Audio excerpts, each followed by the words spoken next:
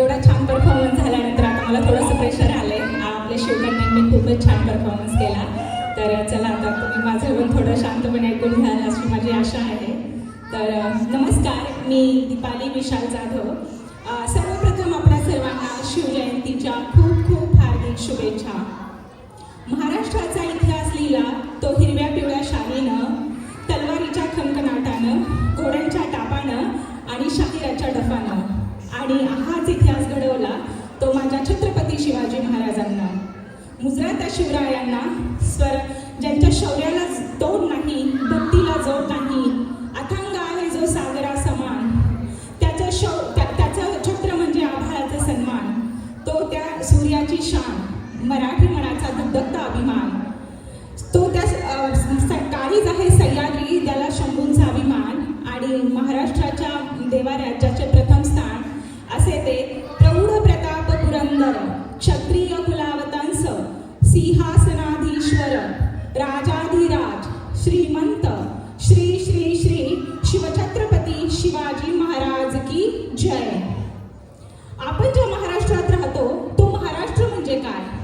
तर तो महाराष्ट्र म्हणजे शिवरायांच्या विचारांचा, जिजाऊंच्या संस्कारांचा आणि श्री शंभूराजांच्या पराक्रमाचा साक्षीदार राहिलेला असा हा महाराष्ट्र. दीनदलितांचा, कष्टकरी शेतकऱ्यांचा आणि असंख्य हुतात्म्यांच्या बलिदानांचा, तसेच त्या दिल्लीच्या तख्तालाही घाम फोडणाऱ्या जिगरबाज मर्द मावळ्यांचा हा महाराष्ट्र. आणि ह्याच महाराष्ट्रात 19 फेब्रुवारी 1630 रोजी किल्ले शिवनेरीवर एका रत्नाचा जन्म झाला आणि ते म्हणजे आपले छत्रपती शिवाजी महाराज.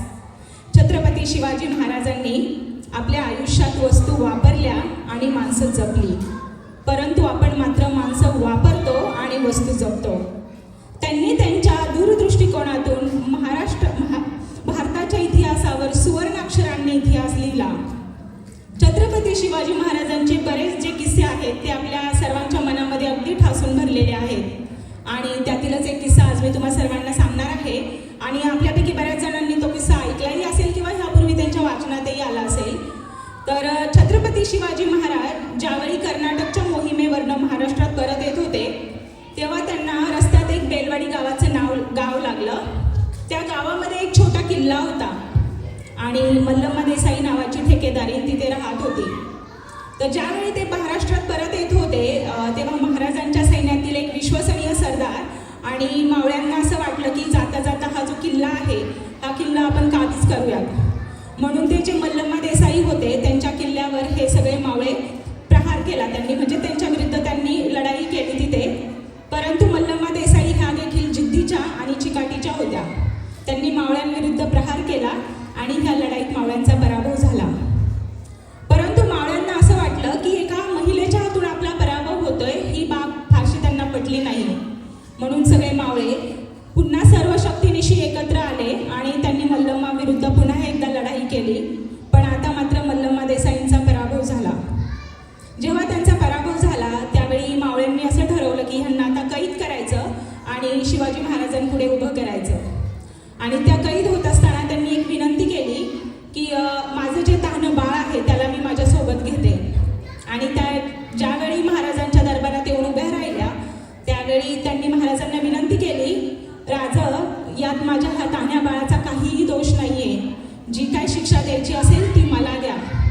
हे ऐकून आपल्या महाराजांनी एक स्मितहास्य केलं आणि आपल्या चिटणीसांना इशारा दिला. चिटणीस आत गेले आणि एक दुधाची वाटी घेऊन बाहेर आले. महाराजांनी ती वाटी घेतली आणि जे तान्हं बाळ होतं मल्लम्मा देसाईंचं ते आपल्या मांडीवर घेतलं आणि वाटीतलं दूध त्या बाळाला त्यांनी पाजलं. तर ते म्हणाले, आमच्या मांडीवर हे जे बसले आहेत ना ते आमचे भाचे आहेत. अहो, ह्या नात्याने तर तुम्ही आमच्या भगिनी झालात आणि कुठला भाऊ आपल्या बहिणीचं राज्य बळकावतो? अहो, बहिणीचं राज्य घ्यायचं नसतं तर बहिणीला राज्य द्यायचं असतं. सद्यस्थितीतही माझ्या राजांनी मल्लम्मा देसाईंना त्यांचं राज्य तर परत केलंच, परंतु सोळी बांगडी देऊन त्यांचा आदरपूर्वक सत्कार केला आणि त्यांना आपल्या राज्यात परत घरी सुखरूप पोहोचवलं. त्यामुळे मला असं वाटतं की आपल्या राजांनी जे केलं ते जगात कुणीच केलं नाही आणि जे जगाने केलं ते आपल्या राजांनी कधीच केलं नाही. छत्रपती शिवाजी महाराजांनी आपल्या आयुष्यामध्ये नेहमी स्त्रियांचा आदर केला. म्हणूनच आज इथं ज्या कोणी महिला मला ऐकत आहेत त्या सर्वांना माझं एकच सांगणं आहे, तुम्ही नक्की ते ऐका आणि त्याच्यावर विचार करा.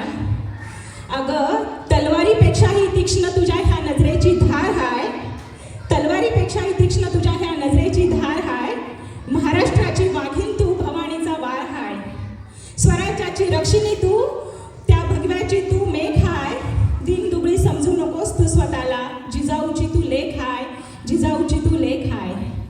तर आपण ज्या मातीतून आलो किंवा ज्या म्हणजे महाराष्ट्रातून आज आपण येतो, तर तुम्ही जगाच्या पाठीवर कुठेही जा आणि जर तुम्हाला कोणी विचारलं की तुम्ही कुठून आला आहात, तर त्यांना अभिमानाने सांगा, ज्याने मरणालाही लाजवलं आणि आलेल्या मरणालाही जगायला शिकवलं, अशा श्री छत्रपती शिवाजी महाराज आणि श्री छत्रपती संभाजी महाराज यांच्या भूमीतून आम्ही आलेलो आहोत. मला खरंच खूप अभिमान वाटतो की ज्या मातीत मी जन्मले, महाराष्ट्राच्या मातीत, तिचा रंग सावळा आहे आणि खरंच माझा ऊर आज अभिमानाने भरून येतोय की मी एक शिवकन्या आहे, मी एक शिवकन्या आहे. एवढे बोलून मी इथेच थांबते आणि मराठी असोसिएशन परनी